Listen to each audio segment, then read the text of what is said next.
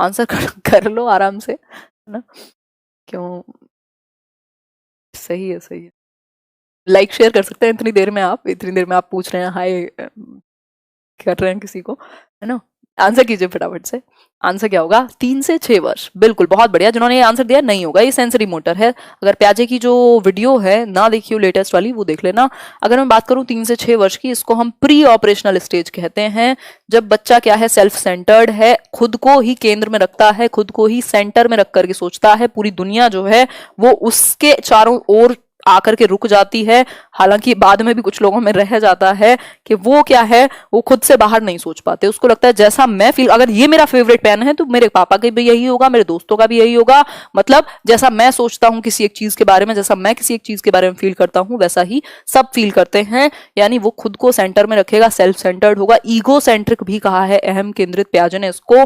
जो कि जो एज है बेसिकली इसकी, वो क्या है, 2 से 6 वर्ष के करीब है। बट 3 से 6 जो टाइम पीरियड है उसके बीच में एक पीरियड आ जाएगा, और 6 तक जाते जाते वैसे कम होने लगती है। ठीक बात। तो ये प्री ऑपरेशनल पूर्व संक्रियात्मक अवस्था, सी ऑप्शन होगा, बी बिल्कुल नहीं। वो एडोलेसेंट ईगो सेंट्रिज्म जो है वो डिफरेंट चीज है। आगे बढ़ेंगे नेक्स्ट क्वेश्चन की तरफ। ईगोसेंट्रिक जो स्पीच है वो एक डिफरेंट चीज है, जिसके बारे में बात की है उन्होंने, वाइगोस्की ने। लेकिन यहाँ बात प्याजी की करेंगे हम, ताकि कंफ्यूजन नए लोगों को तो एटलीस्ट ना ही हो, है ना? अब कई लोग तो हैं बहुत ही बढ़िया लोग, जिनको सारा कुछ पता ही है, और ये अच्छी बात है। हाँ, क्या हुआ, क्या हुआ? आपको फॉलो करना क्या है, मतलब समझी नहीं नेहा। फॉलो किसी को मत करिए, आंख बंद करके अपनी रीजनिंग लगाइए। बाकी फॉलो से याद आया कि इंस्टाग्राम पे हम लोग 24,000 हो गए हैं जुड़ करके। मैं सोच रही हूँ कल एक लाइव स्ट्रीमिंग कर लूँ, तो आप लोग अगर फ्री हो कल दिन में तो इंस्टाग्राम पर मिलेंगे। निम्न में से कौन सा कथन बच्चे के विकास में परिवेश की भूमिका का समर्थन करता है? मतलब कि अगर हम बात करें जो बच्चे का डेवलपमेंट है, उसमें जो एनवायरनमेंट है उसका जो रोल है, उसको कौन सा एक वाक्य क्या करेगा, समर्थन करेगा, यानी कि सपोर्ट करेगा। जो एनवायरनमेंट का रोल है उसको सपोर्ट करेगा। ये थियरी के लिए जितने भी लोग रो रहे हैं, इतनी थियरी की वीडियोस हैं, आप चैनल ढूंढ लीजिए उठा करके, प्रॉपर इतने कंटेंट के साथ आपको मिलेंगी नहीं इतनी थियरी की वीडियोस, पूरे 3-3 घंटे के वीडियोस हैं। ठीक, तो सेम थियरी हर 2 महीने पे कराने का पॉइंट नहीं लगता। हालांकि मैं करा रही हूँ, बीच बीच में कराती भी रहूंगी। ठीक, क्योंकि बहुत ज्यादा चेंज नहीं हो जाएगा अगर। बिल्कुल, आंसर कीजिए फटाफट से। पूरी पूरी प्लेलिस्ट बनी हुई है और समय समय पर होती रहेंगी। किताब में तो हाईलाइट करा ही नहीं है, प्रॉपर वीडियोस हैं वो। हाँ, आंसर कीजिए। देखो, बात हो रही है कि पर्यावरण, पर्यावरण का मतलब क्या है? पर्यावरण का मतलब है आपका एनवायरनमेंट। एनवायरनमेंट का जो रोल है वो कौन सी एक बात दर्शाएगी? तो यहाँ पे आपने देखा एक समान जो जुड़वा बच्चे हैं, आइडेंटिकल ट्विंस, उनको आपने अलग अलग घरों में रखा तो बुद्धि में इतना इतना उच्च है दूसरे से बुद्धि, ऐसा नहीं होगा। फिर है पिछली कुछ दशाब्दियों में, शताब्दियों होगा ये, शताब्दियों में बुद्धि लब्धांक परीक्षा में शिक्षार्थियों के औसत प्रदर्शन में लगातार वृद्धि हुई है। मतलब एक डेकेड जो था आपका, लास्ट 10 ईयर्स का जो टाइम था, उसमें क्या हुआ है, जो कंपैरेटिवली आईक्यू है बच्चों का वो इंक्रीज हुआ है। क्योंकि हमारा एनवायरनमेंट, आप कहते हैं ना, जो पहले वाली जनरेशन है, हर एक नई जनरेशन पहले से एडवांस है। इसका मतलब क्या है कि एनवायरनमेंट के साथ जितनी भी हमारी टेक्नोलॉजी आ रही है, हमारे जो जीन्स हैं, ये सब चीजें क्या है, हम बेहतर होते जा रहे हैं। तो कुछ परसेंट का या औसत प्रदर्शन का जो अंतर है आईक्यू में, वो एक डेकेड में देखा गया है। इसका मतलब एनवायरनमेंट का प्रभाव पड़ा है। तो आंसर क्या होगा? बी ऑप्शन होगा। जैसे कहते हैं आजकल के बच्चे तो भैया पता नहीं क्या कर रहे हैं पैदा होते ही, तो इसका मतलब कंपैरेटिवली आईक्यू में प्रभाव पड़ा है एनवायरनमेंट की वजह से। हमें ज़्यादा रिसोर्सेज मिल पा रहे हैं, इसीलिए शायद ये सब चीज़ें हो रही हैं। ठीक, तो शारीरिक रूप से स्वस्थ बच्चे अक्सर नैतिक रूप से अच्छे पाए जाते हैं। ये ज़रूरी नहीं है। अगर आपने देखा होगा, अगर फिजिकल जो बिल्ट है आपकी, वो बिल्कुल भी ये नहीं बताती कि आपके मॉरल वैल्यूज़ कैसे हैं। आप जो चाहें दिखा सकते हैं, दिखाने से क्या होगा। नेक्स्ट है, कुछ शिक्षार्थी सूचनाओं का जल्दी प्रक्रमण करते हैं, जबकि उसी कक्षा के जो बच्चे हैं कुछ वो धीमे सीखते हैं। तो ये तो कोई इसमें एनवायरनमेंट का रोल नहीं है। जरूरी नहीं है कि सिर्फ एनवायरनमेंट की ही वजह से हो, इसके अपने रीजन हो सकते हैं। बच्चा बैकवर्ड हो सकता है, स्लो हो सकता है, उसका आईक्यू कम हो सकता है, बहुत सारे रीजन हो सकते हैं। तो आंसर क्या होगा? बी यहाँ पर सबसे बेहतर रहेगा।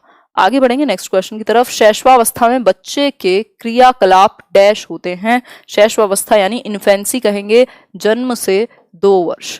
ठीक, तो जो एक्टिविटीज होंगी बच्चे की वो कैसी होंगी जन्म से 2 वर्ष के समय पर?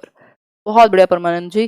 पहला है संरक्षित क्रियाकलाप होंगे, मूल प्रवृत्त्यात्मक होंगे, संज्ञानात्मक होंगे या संवेगात्मक होंगे। ठीक, ये लॉकडाउन का समय है, इंग्लिश वालों के लिए मुश्किल समय चल रहा होगा, कोई नहीं, थोड़ा सा कोऑपरेट करो कुछ टाइम, फिर इंग्लिश में या बाइलिंगुअल जैसे चलता था सेशन वैसे ही चलेगा। अभी कुछ टाइम तो इसको ऐसे ही काम करिए, इसके साथ थोड़ी हिंदी बेहतर कीजिए, आंसर कीजिए। बहुत बढ़िया, बहुत बढ़िया। गलत हो गया आंसर आपका, जिन्होंने ए दिया है। देखो, जो बच्चे के क्रियाकलाप है ना शैशवावस्था में, जन्म से 2 वर्ष, वो अपने सेंसेस यानी अपने ज्ञानेंद्रियों के बेस पर एक तो चीजें सीखेगा, दूसरा जो एक्ट करेगा, जो क्रियाकलाप होंगे वो इंस्टिंक्टिव होंगे, जो उसकी मूल प्रवृत्तियां हैं। मूल प्रवृत्तियां जैसे हमने कल बात कर रहे थे, अगर हम मैकडूगल के पॉइंट ऑफ व्यू से बात करें भैया, जो एंगर वगैरह है, ये सारी जो चीजें हैं, ये भूख लगेगी तो रोएगा, है ना, कुछ चाहिए तो रोएगा, है ना, तो ये सारी जो चीजें हैं वो उसके अंदर इंस्टिंक्ट से हैं, और जो इंस्टिंक्ट्स हैं उनके बेसिस पे वो काम करेगा। भूख लगी तो रोया, है ना, नाराजगी भी हो सकती है किसी चीज पर। ये सारी जो चीजें, fear, anger, love, basically Watson ने कहा है कि हमारे अंदर जन्म से होते हैं, तो ये इंस्टिंक्टिव एक्टिविटीज करेगा। बहुत ज्यादा ऐसा नहीं है कि सोच समझ के काम करे, जो इंस्टिंक्ट से मिला है उसको, प्रवृत्ति से मिला है जन्म के साथ, उन बेसिस पे वो काम करेगा सर्वाइवल के लिए। फिर उसके बाद धीरे धीरे समझ जो है वो विकसित होती रहेगी। आगे बढ़ते हैं नेक्स्ट क्वेश्चन की तरफ। नेक्स्ट क्वेश्चन क्या कहेगा, बाल्यावस्था की प्रमुख मनोवैज्ञानिक विशेषता क्या है। बाल्यावस्था, बाल्यावस्था जिसमें हम बात कर लेते हैं कहां तक की 3 से 11-12 वर्ष तक भी चले जाते हैं, जिसमें अर्ली और लेटर चाइल्डहुड दोनों आ जाएंगे। ठीक है, तो धार्मिकता, सामूहिकता की भावना, अनुकरणात्मक प्रवृत्ति का अभाव या फिर पर निर्भरता, विशेषता क्या है ये पूछा है। आज के क्वेश्चंस आपको दिखने में आसान लग रहे होंगे, लेकिन इतने गलत होंगे आज क्वेश्चंस, मतलब आप देखिएगा खुद, क्योंकि क्वेश्चंस जो हैं आज अच्छे हैं जो कंफ्यूज कर सकते हैं। आंसर कीजिए फटाफट से। बहुत ही बढ़िया संध्या, सही कर रहे हैं कई लोग आंसर, बहुत सही। आंसर क्या होगा, सामूहिकता की भावना। विशेषता है क्योंकि गैंग एज तो आपको पता ही है, अगर मैं बात करूं इसकी लेटर चाइल्डहुड की, और अर्ली चाइल्डहुड से भी धीरे धीरे प्ले एज, वो बच्चों के साथ खेलना शुरू करेगा। ये धर्म वर्म का बाद में आएगा, और धार्मिकता और ये सारी चीजें, पूजा पाठ और ये सब, या फिर वैसे कह लो किसी धर्म को मानना, रिलीजियस होना। अनुकरणात्मक प्रवृत्ति का भाव नहीं होता, बच्चा इमिटेटिव होता है। ठीक है, पर निर्भरता, अब धीरे धीरे वो ऑटोनॉमी में आने लग गया। अगर आप एरिक्सन की भी स्टेजेस देखेंगे तो ऐसा नहीं है कि पूरी तरीके से निर्भर है, धीरे धीरे वो ऑटोनॉमी की तरफ बढ़ रहा है। प्री गैंग एज नहीं है ये, 7 से 11 जो है वो गैंग एज है। हालांकि इसमें प्री और गैंग एज दोनों को मिक्स कर दिया, क्योंकि अर्ली और लेटर चाइल्डहुड दोनों को मिक्स कर दिया है। चाइल्डहुड के 2 प्रकार हैं, एक है अर्ली, दूसरा है आपका क्या, लेटर। एक है 2 से 6 वर्ष, दूसरा है 7 से 11 वर्ष। तो ये जो है दोनों आ गए इसमें, अगर चाइल्डहुड पूछ लिया तो। ठीक, तो इसलिए आंसर बी होगा आपका। वो बच्चों के साथ खेलना ज्यादा पसंद करेंगे। एक बालक की संज्ञानात्मक शक्तियां जैसे कल्पना शक्ति, बुद्धि, निर्णय लेने की क्षमता आदि का संबंध है। मतलब जो बच्चा है उसका जो संज्ञानात्मक शक्तियां समझते हैं आप, यानी कि मेंटल स्किल्स जो हैं वो, जैसे कि क्या, कल्पना शक्ति यानी इमेजिनेशन, इंटेलिजेंस, डिसीजन मेकिंग की जो पावर है, ये सारी चीजें किससे संबंधित हैं। पहला है, बहुत ही बढ़िया संध्या जी, आप पहली बार जुड़ी हैं, और आप सभी का जितनी भी बार आप जुड़े हैं, है ना।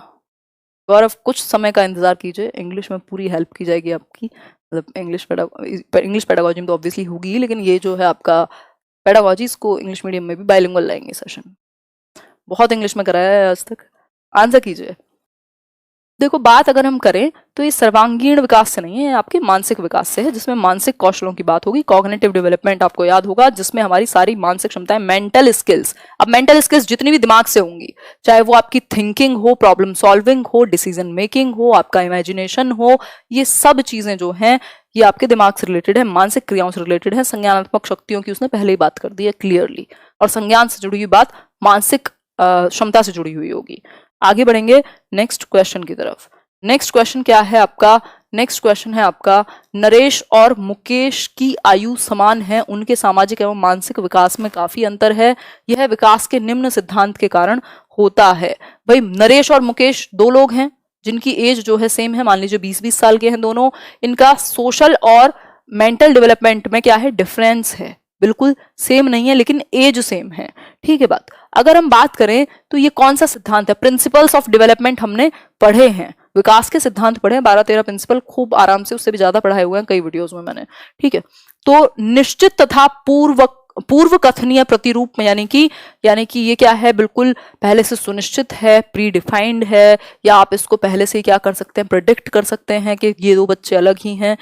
परिमार्जितता का सिद्धांत, व्यक्तिगतता का सिद्धांत या समान प्रतिमान का सिद्धांत? आंसर होगा व्यक्तिगतता का सिद्धांत, यानी कि इंडिविजुअल डिफरेंसेस का जो प्रिंसिपल है, प्रिंसिपल ऑफ इंडिविजुअल डिफरेंसेस।